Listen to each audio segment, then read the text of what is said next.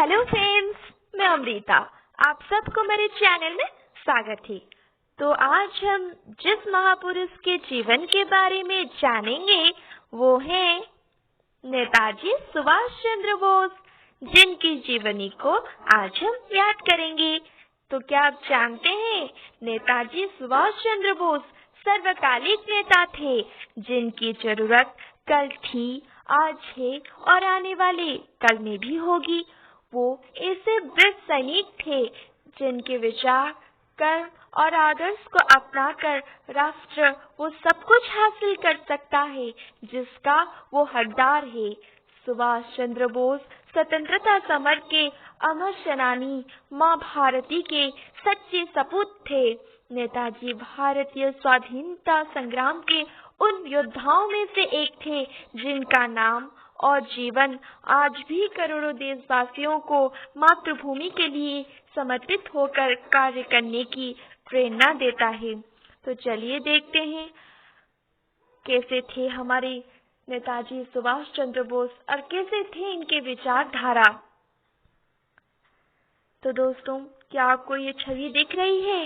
ये एक छवि नहीं है और ये एक ऐसी प्रतिमा है जिनकी हम गुण गाते गाते रह जाते हैं। सुभाष चंद्र बोस को नेताजी भी बुलाया जाता था, ये तो आप सभी जानते होंगे। छोटे छोटे कक्षों में तो हम इसे पढ़े थे और वक्तृता में भी सुने ही होंगे। वो भारतीय स्वतंत्रता संग्राम के एक प्रख्यात नेता थे। हालांकि देश की आजादी में योगदान का ज्यादा श्रेय महात्मा गांधी और नेहरू को दिया जाता है, मगर सुभाष चंद्र बोस को योगदान भी किसी से कम नहीं था। सुभाष चंद्र बोस ने तुम मुझे खून दो, मैं तुम्हें आजादी दूंगा और जय हिंद जैसे प्रसिद्ध नारे दिए। भारतीय प्रशासनिक सेवा परीक्षा को पास की थी। 1938 और 1939 में कांग्रेस के अध्यक्ष चुने गए थे। वाह, ये तो बहुत ही फेमस है भाई। 1939 में फॉरवर्ड फ्लैग का गठन किया था और अंग्रेजों को देश से निकालने के लिए वो आजाद हिंद फौज का स्थापना भी की थी। तो चलिए जानते हैं इनकी जन्म कैसा था और कहाँ हुआ था। नेताजी सुभाष चंद्र बोस को जन्म 23 जनवरी 1897 को ओडिशा में कटक के एक सफल बंगाली परिवार में हुआ था। बोस के पिता का नाम जानकीनाथ बोस और माँ का नाम प्रभावती था। जानकीनाथ बोस कटक शहर के मशहूर वकील थे। सुभाष चंद्र उनकी 9वीं संतान और 5वें बेटे थे। प्रभावती और जानकीनाथ की 14 संतानें थी, जिसमें 6 बेटियां और 8 बेटे थे। सुभाष चंद्र उनमें से 9वें स्थान पर थे। सुभाष बचपन से ही पढ़ने में होनहार थे।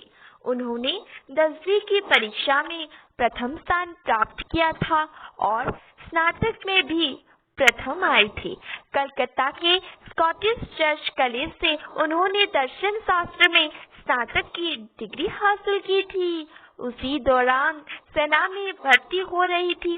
उन्होंने भी सेना में भर्ती होने का प्रयास किया, परंतु आंखें खराब होने के कारण उनको अयोग्य घोषित कर दिया गया। वे स्वामी विवेकानंद के अनुनायक थे। अपने परिवार की इच्छा के अनुसार वर्ष 1919 में वे भारतीय प्रशासनिक सेवा की तैयारी के लिए इंग्लैंड पढ़ने गए। तो ये थी उनकी जन्म। तो चलिए जानते हैं उनकी आरंभिक जीवन, मतलब कि प्रारंभिक जीवन कैसा था। नेताजी ने अपनी प्रारंभिक की पढ़ाई कटक के रेवेंसा कॉलेजिएट स्कूल में हुई।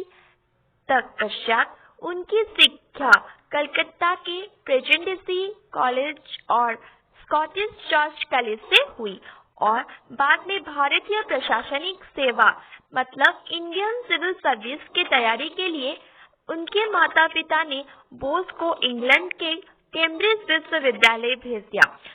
अंग्रेजों शासन काल में भारतीय के लिए सिविल सर्विस में जाना बहुत कठिन था, किंतु उन्होंने सिविल सर्विस की परीक्षा में चौथा स्थान प्राप्त किया। क्या आप जानते हैं दोस्त, अंग्रेजी शासन काल में ये जो सिविल सर्विस की परीक्षा हो, ये भारत में ना होकर इंग्लैंड में होती थी।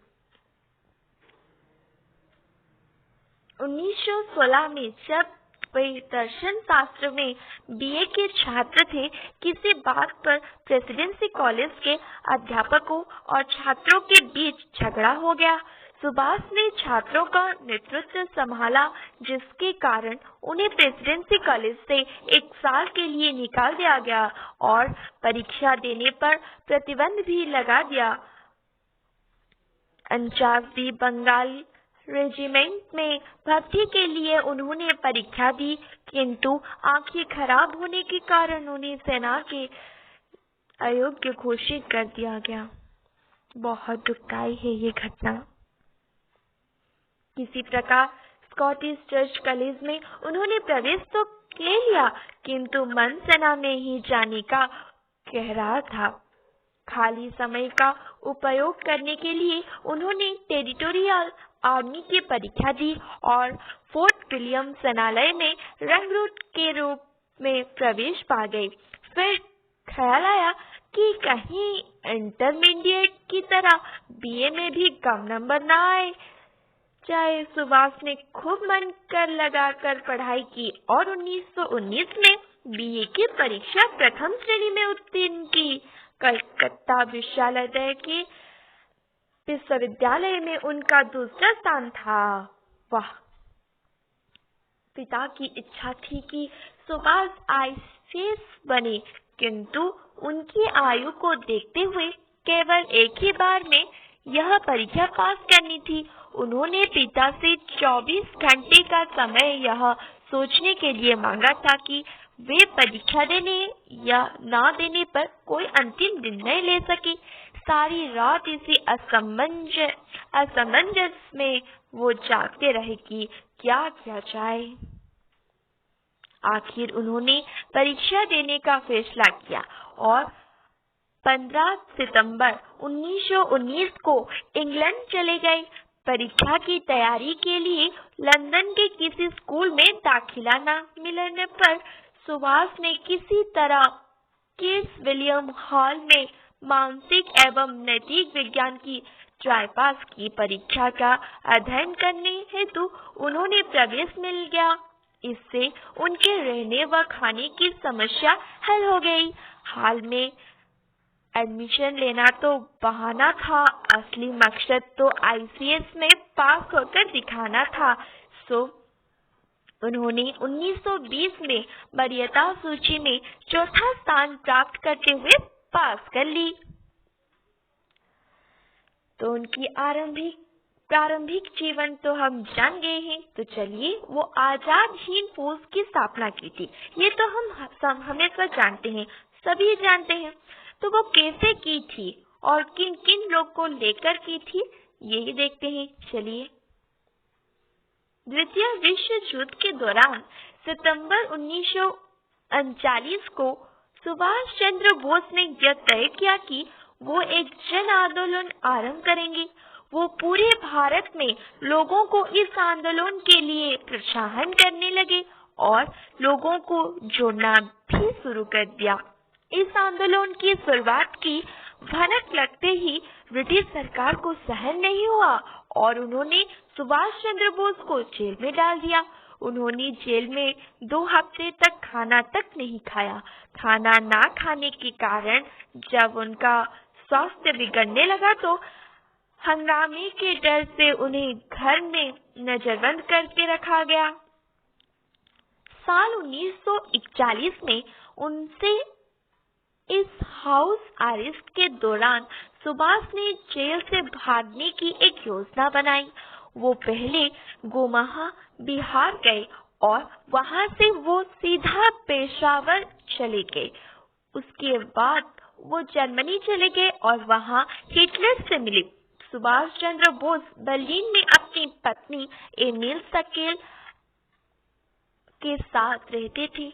1943 में बोस ने दक्षिण पूर्व एशिया में अपनी आर्मी को तैयार किया, जिसका नाम उन्होंने Indian national army Azad Hind फौज का रखा। उनमें नेतृत्व के चमत्कारी गुण थे, जिनके बल पर उन्होंने आजाद हिंद फौज की कमान संभालकर अंग्रेजों को भारत से निकाल बाहर करने के लिए एक मजबूत सशस्त्र प्रतिरोध खड़ा करने में सफलता हासिल की थी। नेताजी के जीवन से यह भी सीखने को मिलता है कि हम देश सेवा से ही जन्मदायिनी मिट्टी का कर्ज उतार सकते हैं।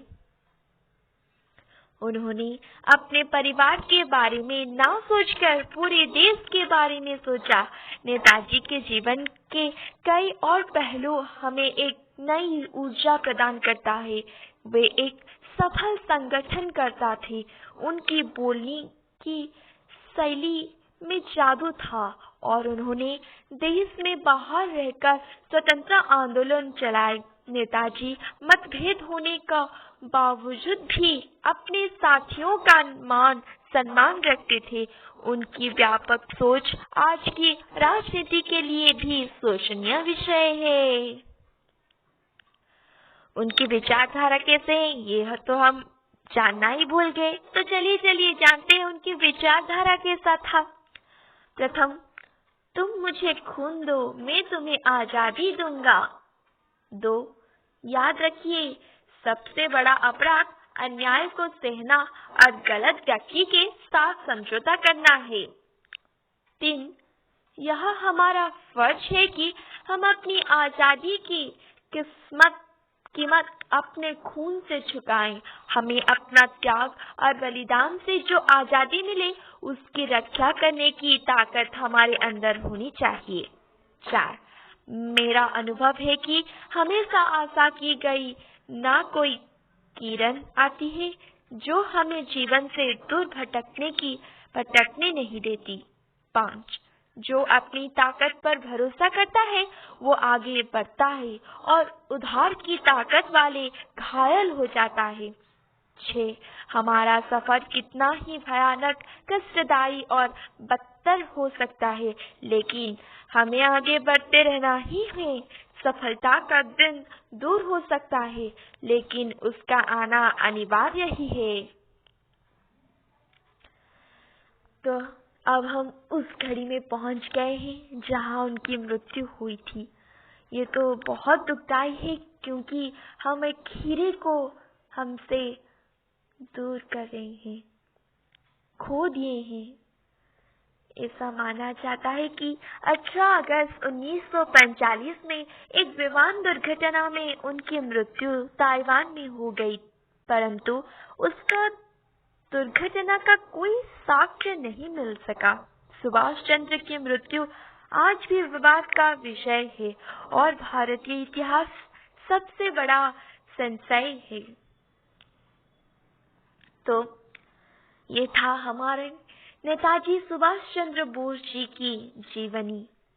तो आपको ये कैसी लगी ये वीडियो आप जरूर बताएं, कमेंट कीजिए और लाइक कीजिए, सब्सक्राइब कीजिए। तो चलिए दोस्तों।